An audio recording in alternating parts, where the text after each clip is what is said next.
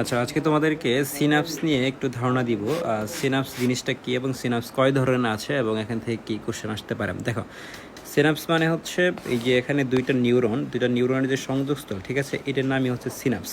আচ্ছা, তাহলে কি এই সিনাপস হচ্ছে একটা সংযোগস্থল, দুইটা নিউরনের মাঝখানে একটা সূক্ষ্ম সংযোগস্থল, যার মাধ্যমে কি হয়, স্নায়ু উদ্দীপনা পরিবাহিত হয়। ঠিক আছে, তাহলে সিনাপসের মাধ্যমে এক নিউরন থেকে অপর নিউরনে কি হয়, স্নায়ু উদ্দীপনা পরিবাহিত হয়। ঠিক আছে, তাহলে এখান থেকে একটু তুমি এখানে পার্টগুলো আমাদের জানতে হবে। এই ফিগারটা থেকে দেখো যে প্রথম যে নিউরনটা, ঠিক আছে, প্রথম যে নিউরনটা তাকে আমরা বলি প্রিসিনাপটিক নিউরন, আর যেটা শেষে নতুন একটা নিউরন যে তৈরি হলে একে আমরা বলি পোস্টসিনাপটিক নিউরন। ঠিক আছে, এখন এই দুইটা নিউরনের যে কানেকশন, এই মাঝখানে ছোট্ট একটা গ্যাপ থাকে। ঠিক আছে, এই গ্যাপটার নাম হচ্ছে সিনাপটিক ক্লেফট। কত, এটা 20 থেকে 30 ন্যানোমিটার। ঠিক আছে, সিনাপটিক ক্লেফট।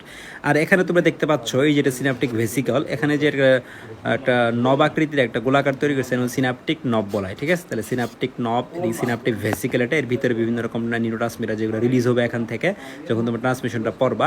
ঠিক আছে, আচ্ছা, তাহলে এই পার্টগুলো আমাদের জানলেই হবে। তাহলে এখান থেকে দেখো সিনাপস কয় ধরনের, এখান থেকে একটা কোশ্চেন আসছে। সিনাপস দুই ধরনের। ঠিক আছে, সিনাপস দুই ধরনের, একটা হচ্ছে বৈদ্যুতিক সিনাপস আর একটা হচ্ছে রাসায়নিক সিনাপস।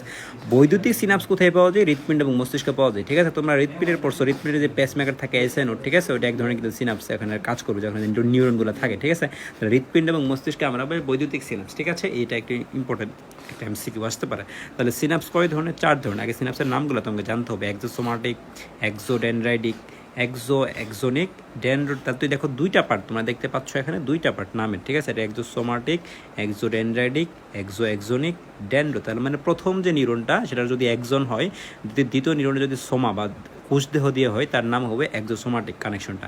আর প্রথম নিউরনের একজন, দ্বিতীয় নিউরনে যদি ডেনড্রাইটিক মিলে তৈরি করে তাহলে এক্সোডেনড্রাইটিক। প্রথম নিউরনের একজন, দ্বিতীয় নিউরনের একজন, দুইটারই কি একজন তৈরি করলে সেটা হচ্ছে এক্সোনিক। তো দুইটা নিউরনে যদি ডেনড্রন মিলে তৈরি হয় তার নাম হবে কি, ডেনড্রাইটিক। ঠিক আছে, তাহলে 4 ধরনের হতে পারে। এখন আমরা একটা এখানে অন্য একটা চেঞ্জ করে বানায় দেয়, তুই কীভাবে একটু মনে রাখতে পারো দেখো, এটা জাস্ট ক্লাসিফিকেশন মনে রাখবা।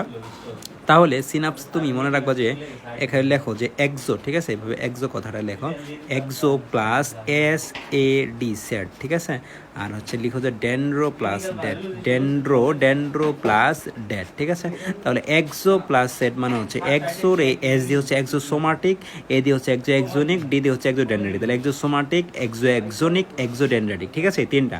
আর ডেনড্রো ডেট দিয়ে মনে রাখবা। ঠিক আছে, এটা হচ্ছে ডেনড্রো ডেট। ঠিক আছে, তাহলে এক্সোসোমাটিক, এক্সোনিক, এক্সোসেট দিয়ে মনে রাখবা, ডেনোডেট। তাহলে এই কয় ধরনের হয়। ঠিক আছে, তাহলে আপনি নতুন করে যদি একটা দিয়ে দিই ওটা কিন্তু হবে না, অপশন আসতে পারে নিচের কোনটা সিনাপসের প্রকারভেদ নয়। ঠিক আছে, সিনাপসের কাজ কি? মেইন কাজ একটা নিউরন থেকে অন্য নিউরনের তথ্য স্থানান্তর করা বা স্নায়ু উদ্দীপনা পরিবহন করা, এটাই হচ্ছে তার মেইন কাজ। ঠিক আছে, তাহলে সিনাপস থেকে এখান থেকে নিচের কোনটা সিনাপস নয় বা কোথায় কোন সিনাপস পাওয়া যায়, এই রিলেটেড প্রশ্ন কিন্তু আসতে পারে।